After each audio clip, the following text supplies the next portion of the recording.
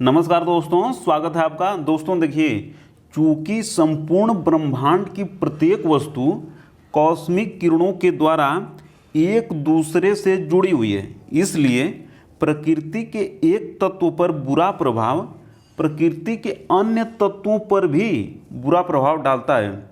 इसलिए हमें प्रकृति के प्रत्येक तत्वों का संरक्षण करना है और इसी सिद्धांत को अपनाते हुए हमें सभी विषयों को एक दूसरे से जोड़कर पढ़ना एवं समझना है। तो इसी मनोभावना के साथ आइए देखते हैं बहुत ही महत्वपूर्ण पहला क्वेश्चन दोस्तों। एवं पहला क्वेश्चन यह है कि 2020-21 में केंद्र सरकार का कुल प्रत्यक्ष कर संग्रह कितना रहा। दोस्तों ये डाटा अंतिम है, इसमें फेरबदल नहीं होगा, पूरे 2020-21 के लिए अंतिम डाटा है। तो आंसर हो जाएगा 9.45 लाख करोड़ रुपए रहा है। और सबसे महत्वपूर्ण दोस्तों कि कोरोना काल में भी इसमें 5% की वृद्धि हुई है पिछले साल से। और दोस्तों ये जो बी है 4.57 लाख करोड़ रुपए और जो सी है 4.88 लाख करोड़ रुपए। तो जो बी वाला है ये निगम कर है, बी निगम कर है और सी है 4.88 लाख करोड़ रुपए, यह व्यक्तिगत आय कर है। व्यक्तिगत आय कर प्लस सिक्योरिटी ट्रांजैक्शन टैक्स। निगम कर, आयकर और सिक्योरिटी ट्रांजैक्शन टैक्स, इन तीनों को मिला देंगे तो जो अमाउंट आएगी वो आएगी 9.45 लाख करोड़ रुपए। देखते हैं दोस्तों अगला क्वेश्चन जल्दी से कि 2020-21 में केंद्र सरकार का कुल अप्रत्यक्ष कर संग्रह टोटल इनडायरेक्ट टैक्स कलेक्शन कितना रहा है। तो दोस्तों इसका आंसर भी ए है 10.71 लाख करोड़ रुपए। सबसे महत्वपूर्ण बात कि कोरोना काल में भी इसमें भी 12% लगभग वृद्धि हुई है। और साथ ही दोस्तों जो है 5.48 लाख करोड़ रुपए ये हुई है जीएसटी से आई हुई है भारत सरकार को। दूसरा है कि 1.32 लाख करोड़ रुपए कस्टम यानी कि कस्टम से आए, यानी कि जो वस्तुएं आयात निर्यात होती हैं, कस्टम यानी कि सीमा शुल्क, उससे आई हुई है। और ये जो डी है 3.91 लाख करोड़ रुपए, तो एक्साइज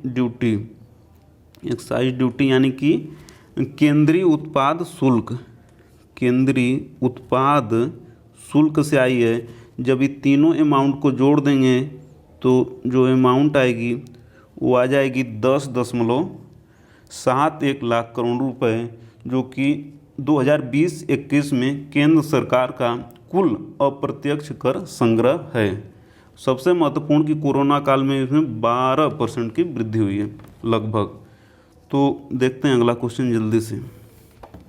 अगला क्वेश्चन है दोस्तों कि मानवाधिकारों पर कोविड-19 के प्रभाव का अध्ययन करने के लिए विशेषज्ञ समिति जो बनी थी उसके अध्यक्ष कौन है।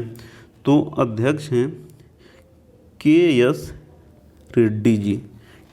रेड्डी जी हैं दोस्तों। और सबसे महत्वपूर्ण कि जो रमेश चंद्र पोखरियाल जी हैं तो इनको ब्रिटेन का वातायन सम्मान मिला है।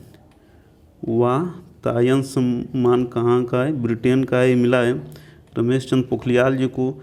मीर शाह एक बहुत 2-3-4 साल पहले बनी थी, जल नीति पर मसौदा तैयार करने के लिए एक समिति बनी थी, तो उसके अध्यक्ष हैं। सबसे महत्वपूर्ण डॉक्टर हर्षवर्धन जी ये WHO में कार्यकारी बोर्ड का अध्यक्ष हैं, सबसे महत्वपूर्ण। और WHO में मुख्य वैज्ञानिक पिछले देख ही चुके हैं कि सौम्या स्वामीनाथन जी हैं, जो कि MS स्वामीनाथन जी की पुत्री हैं। और अगला क्वेश्चन देखते हैं जो दोस्तों जल्दी से कि रक्षा एवं आंतरिक सुरक्षा पर गठित समूह के अध्यक्ष कौन है दोस्तों। तो वह हैं NK सिंह, जो कि 15वें वित्त आयोग के भी अध्यक्ष हैं। और Michael Patra, NS. Viswanathan, BP. Kanungo तथा एम.के. जैन। तो देखिए माइकल पात्रा, बी.पी. कानूनगो तथा एम.के. जैन प्लस एक लोगों को और जोड़ देते हैं एन. राजेश्वर राव, एन. राजेश्वर राव। तो N. Rajeshwar Rao, MK. Jain, BP. Kanungo एवं माइकल पात्रा ये डिप्टी गवर्नर हैं आरबीआई के, और 4 डिप्टी गवर्नर होते हैं और चारों यही लोग हैं। और एन.एस. विश्वनाथन की जगह एन. राजेश्वर राय की नियुक्ति हुई है। तो ये 4 लोग आरबीआई के डिप्टी गवर्नर हैं। यह भी ध्यान रखना है, लोग चेंज भी होंगे लेकिन फिलहाल में यही लोग हैं। अगला क्वेश्चन दोस्तों जल्दी से कि 51वां अंतर्राष्ट्रीय भारतीय फिल्म महोत्सव जिसका आयोजन गोवा के पणजी में जनवरी 2021 में हुआ, इसमें सर्वश्रेष्ठ फिल्म का गोल्डन पिका पुरस्कार किस फिल्म को मिला? वह फिल्म थी इनटू द डार्कनेस। और दोस्तों अभी देखिए 67वां राष्ट्रीय फिल्म पुरस्कार दिया गया है, तो उसमें सर्वश्रेष्ठ फीचर फिल्म का पुरस्कार मिला है इस फिल्म को, मराकर लायन ऑफ द अरेबियन सी, 67वां राष्ट्रीय फिल्म। और सर्वश्रेष्ठ हिंदी फिल्म का पुरस्कार किसे मिला है? तो छिछोरों के। और पैरासाइट क्या है कि 2020 का ऑस्कर मिला है, एक कोरियन भाषा की फिल्म है। और मराकर लायन ऑफ द अरेबियन सी मूलतः मलयालम फिल्म है। तो देखते हैं दोस्तों अगला जल्दी से कि अगला क्वेश्चन है कि क्वेश्चन बहुत ही महत्वपूर्ण है दोस्तों कि भारत का पहला पॉलिनेटर पार्क परागकण पार्क का दिसंबर 2020 में कहाँ उद्घाटन हुआ? तो जगह है दोस्तों हल्द्वानी, नैनीताल में। साथ ही देखिए पूगा लद्दाख में ओएनजीसी जो अपनी कंपनी है महारत्न, ये जियो थर्मल एनर्जी प्रोजेक्ट लगा रही है पूगा लद्दाख में। थेनी तमिलनाडु बहुत ही महत्वपूर्ण है इस समय, क्योंकि यहाँ पे देखिए पहले से ये है कि इंडियन बेस्ड न्यूट्रिनो ऑब्जर्वेटरी कहाँ है? थेनी तमिलनाडु में। और कच्छ गुजरात में है कि अभी देखिए यहाँ पे हाइब्रिड रिन्यूएबल एनर्जी पार्क बन रहा है, जो कि बन जाएगा तो विश्व का सबसे बड़ा सोलर एनर्जी और पवन एनर्जी दोनों इसमें हाइब्रिड है, तो हो जाएगा। इसको आगे देखेंगे, अभी इतना कक्ष को समझने के लिए देखते हैं दोस्तों अगला जल्दी से कि भारत के सबसे लंबे रोड आर्क ब्रिज का उद्घाटन जनवरी 2021 में कहाँ किया गया? जगह है दोस्तों मेघालय में। और मेघालय में भी अगर एकदम एग्जैक्ट अगर जगह है तो पूर्वी खासी जिला का सोहबर जगह है, पूर्वी खासी जिला का सोहबर को भी याद रखना, हो सकता है जगह पूछ दे दोस्तों। और अगला क्वेश्चन यह है कि भारत का 42वां रामसर स्तर वेटलैंड साइट त्योसोकर कहाँ है दोस्तों? तो ये लद्दाख में है। सबसे महत्वपूर्ण की 42वां है। और रामसर देखिए, रामसर के बारे में भी जान लेना है कि देखिए 2 फरवरी 1971 में रामसर जगह जो है वो कहाँ है? तो ईरान में है। ईरान के रामसर में 2 फरवरी 1971 को एक सम्मेलन हुआ था यूनेस्को की अध्यक्षता में। यूनेस्को ने सम्मेलन को कराया था, तो यहीं पर सम्मेलन हुआ था जो आर्द्र भूमि यानी कि वेटलैंड के संरक्षण हेतु था। इसीलिए देखिए 2 फरवरी को आर्द्र भूमि दिवस मनाया जाता है दोस्तों। और उसी के बाद ये जो स्थल है इसको घोषित किया गया। तो 2 फरवरी 1971 ईरान रामसर जगह है रामसर, और वहीं से इन भूमियों को यानी कि संरक्षण की बात आई।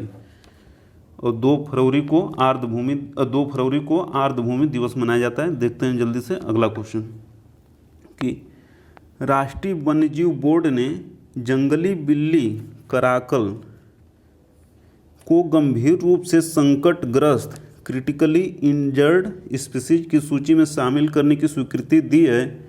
इस जंगली बिल्ली का मुख्य निवास स्थान कहाँ है दोस्तों? तो मुख्य निवास स्थान देखिए राजस्थान एवं गुजरात में है।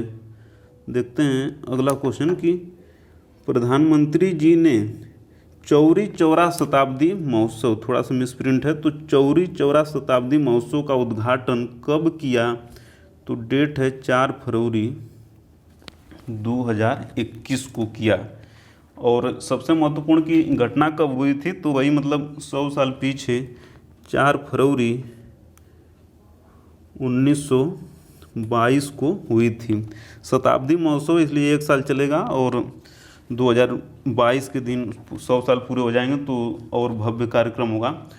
तो 4 फरवरी 1922 को हुआ यह था कि वहाँ पे जैसे किसानों का शांतिपूर्ण वो जुलूस चल रहा था, तो उसमें वहाँ की पुलिस ने फायरिंग कर दी जिसमें कई किसान लोग मारे गए।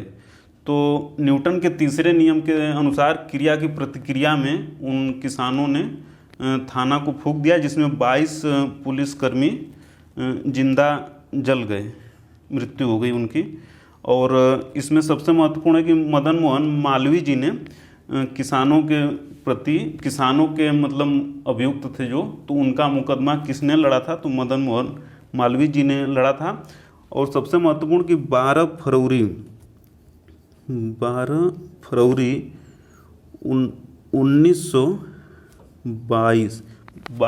1922 को बारदोली में कांग्रेस की बैठक हुई। इसमें यह निर्णय लिया गया कि जो उस समय आंदोलन चल रहा था, खिलाफत असहयोग आंदोलन जब उस समय चल रहा था, तो उसको समाप्त करने का निर्णय बारदोली में कांग्रेस की बैठक में 12 फरवरी 1922 ईस्वी को लिया गया। और डिटेल में देखेंगे हम लोग मॉडर्न इंडिया वाली क्लास में।